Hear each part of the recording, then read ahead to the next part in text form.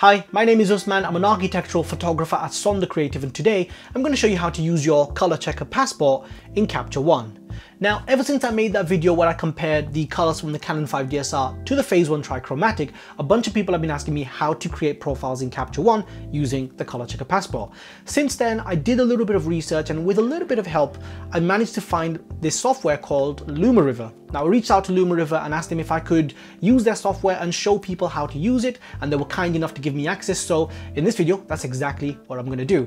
Now, as a bonus, I'm also going to be comparing the results that you get with Lumariver and Capture One versus the results you get with Lightroom. And spoiler alert, Capture One and Lumariver is way better in terms of the results that you end up with. Anyway, enough yapping. Let me show you how to do this. So first thing you'll want to do is obviously open up the images in Capture One. So here I have 5 images opened, Colour Checker passport, quick portrait that I did of a friend, and 3 other images. We'll get to these 3 images later on, but right now let's just look at the Colour Checker passport and this portrait. What you want to do is be in the Color tab. When you're in the Color tab, you'll see an option which says Icc Profile and Curve. Click on Icc Profile, Effects, no color correction, and then after that you want to change the curve. So we've done the Icc Profile. Second one is the curve. You go into auto and go on to linear response. Now this section, what it's doing is it's removing, or as far as what I've been told, it's removing all of the stuff that's been added in by the camera. So any profiling or adjustments, anything like that, your camera does bake. Even raw files are basically baked. All raw files have some aspects or some adjustments done by the camera. So this step, we're just taking all of that out. Then after you've done this, you export as a TIFF file, which I'll show you because there's a couple of steps that you need to take, and then you open it up in Lumariver. So when you're exporting, you need to make sure that you export the image as a variant. I tend to just leave it on the desktop. And the first image, because we're using a linear response, I'm going to name this as image name plus linear. So you click on linear, and then it needs to be a TIFF file, which is 16-bit, uncompressed, and embed camera profile. So just running through that again, linear, you can name it whatever you want. I just call it linear because this is the linear one. TIFF, 16-bit, uncompressed, embed camera profile. And then you hit export. Now, as soon as you've done that and that's finished exporting, you will go back onto this section and you change the curve from linear to any of the other versions. I tend to choose film high contrast. And then over here, you click on file again, export image, variant, and same as before, except this one, you can name it something different. I just call it curve, and then export. Next, you want to open up Lumariver, and then you click on File, New Project, General Purpose Icc Profile. Now, the version of Lumariver that you need for this to work is the Pro Edition. The Basic Edition doesn't give you access to create Icc profiles, so it's not going to be very useful for most people if this is going to be your purpose. So you do need the Pro Edition, which costs a little bit more. You don't need the Repro Edition or something like that. That's what it's called. I've got it, but in all honesty, I don't even know what it's for. I'm not going to use it. I don't think most people are going to use that. So Pro Edition is what you will need. Once you've opened up a new project, you click on Load Image, and if you remember, we created the linear and the curve image. So click on linear to open that up. And here you can see that image that we created in Capture One. Next, you want to click on Illuminant. I tend to leave this at either D50 or D55. I'm going to push it to D55 on this one. And then after that, you select which color checker you've got. So this is the Colour Checker passport, and that's the one that I've got. And after that, you click on Show Grid. Now this is pretty cool because this grid allows you to line up the grid essentially to your Colour Checker passport very precisely. Once that's been done, you click on Grid is in place. Do not click render after this. You've still got a couple of steps left. So after this, you go down to Tone Curve. Click on Tone Curve, and then there's an option called Load Base Curve. So you click on Load Base Curve, and if you remember, the second image we created was the curve with the film high contrast. And once that image loads, you can click on Render. This will take about maybe a few seconds, doesn't take too long. And as you can see, it's created that profile and the colors look so much better, much more vibrant and way better than it was before. Then you go down to Icc Export and you export the Icc. You can call it whatever you want. I've already got it opened up over here. So I've got mine over here. So I don't need to create another one, but you can just create one there. And that's the end of it really. And then once Capture One reopens again, you can go back into the color section. And this time, if you go down to Other, you'll have that Icc profile there. Now, as you can see from this image, it still looks a little bit flat. And the reason for that is because we've taken away the contrast from the image. We've removed all of that. So now we can go back in and add that contrast back in by changing the film curve. And you can add a little bit of contrast and maybe a little bit of exposure as well. Because when you do this, the whole setting or the whole method does remove some of the exposure and the contrast. Adding that back in doesn't make a difference to the file. It doesn't really add any noise because you're not overexposing.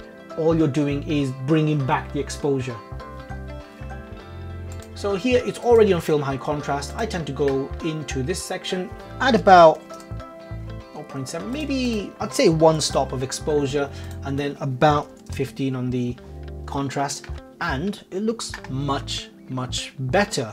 So this portrait over here, this is the original portrait, and if I go and change the actual color profile, add 1 stop of exposure, some contrast, and adjust the white balance to, what's the white balance on this one? -4.2. And here we have the final image. So I'll just do a before and after. That's the before and that's the after. Right, so here we have both images opened up in Lightroom now. We've got the JPEG from Capture One, which I created earlier, and the RAW file in Lightroom as well. So this is the RAW file, and the white balance is exactly the same between the two.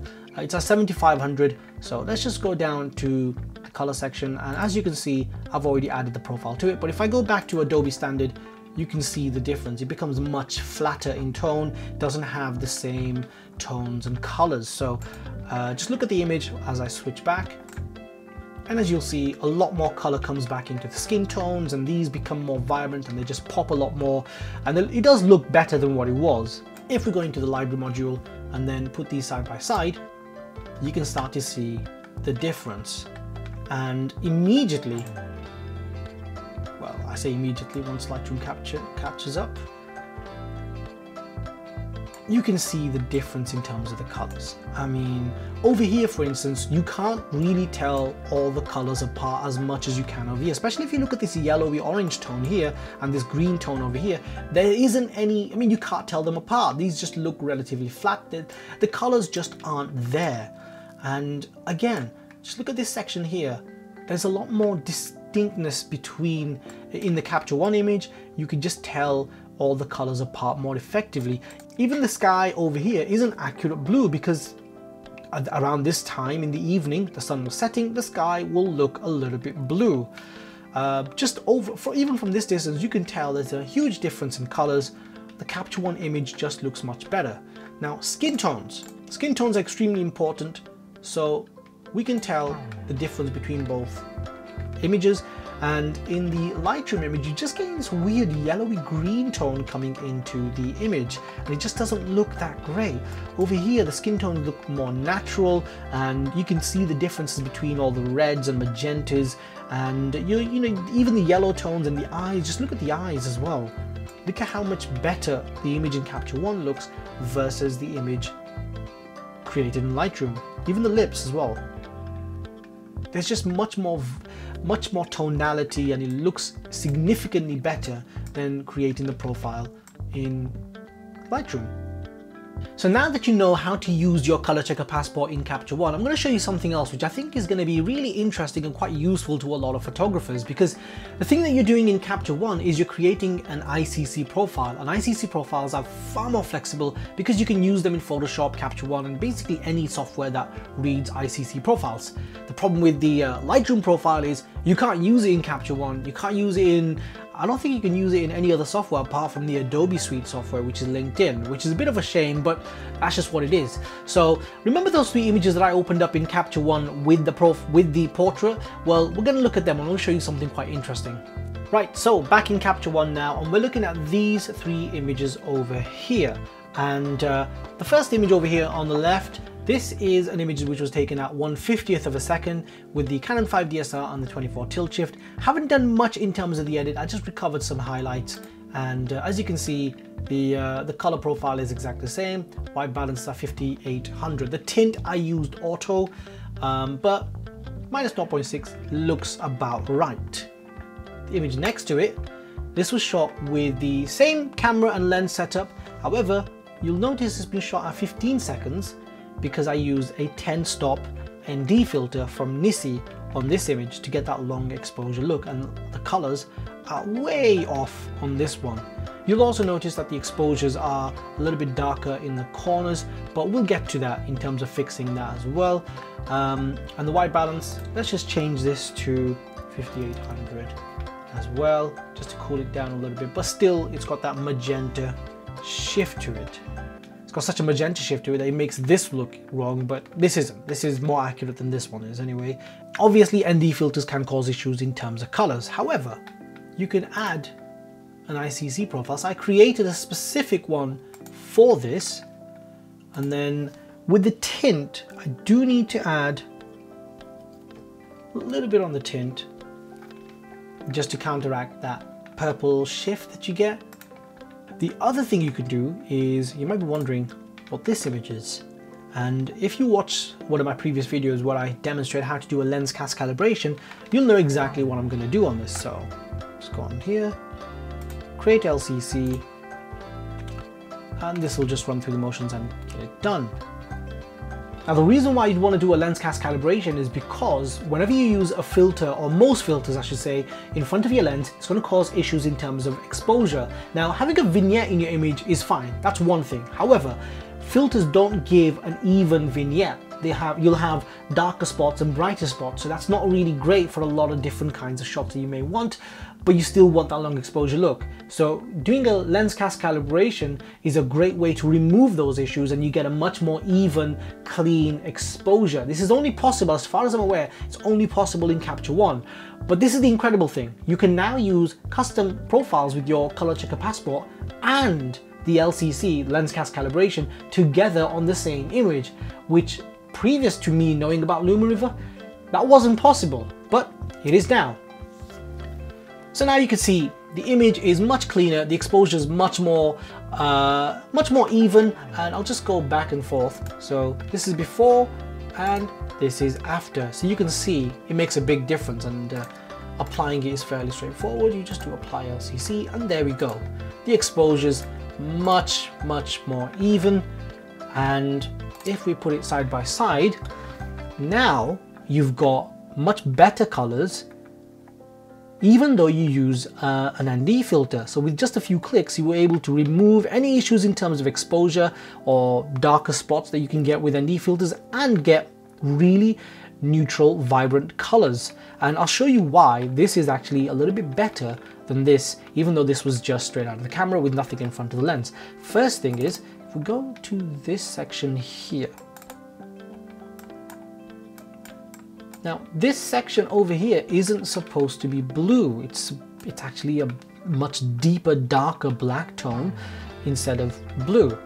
And on this section as well, you might notice how you can tell the colors apart. So for example, you can see orange and green here, but you can't over here. Now these are not lights, by the way. You know, these colors over here, they're not lights. This is wooden slats or something.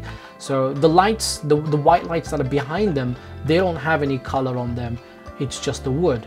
So you can see the distinct difference between the orange and the green, but you can't over here. So even if you just go through all the colors over here, you'll be able to tell them apart much more effectively on this one, even though we use the filter. You are going to get a little bit of chromatic aberration in this image, but that's coming from the filter, that's not the lens. So that's an issue which I think is going to be difficult to remove regardless of what filter you use. But the fact that you're going to get really good, accurate, vibrant colors coming out of the image, even when you use filters, is quite incredible, I think. Now, just in case you're wondering how I created that profile for that 10-stop filter image, I didn't hold the Colour Checker Passport in front of the lens for 15 seconds. That would be impractical and it would be a very shaky image. What I did instead was I took a picture of the Colour Checker. I used the bigger Colour Checker, not the small Passport, and I created an Icc profile with that in a controlled environment. So I used some light, had the Canon 5 DSLR 24 tilt shift and the 10-stop filter attached, and took a picture of that, and I created a profile of using that Colour Checker. Now, you can do that because white balance doesn't get affected by these profiles. The profiles are just affecting the colors.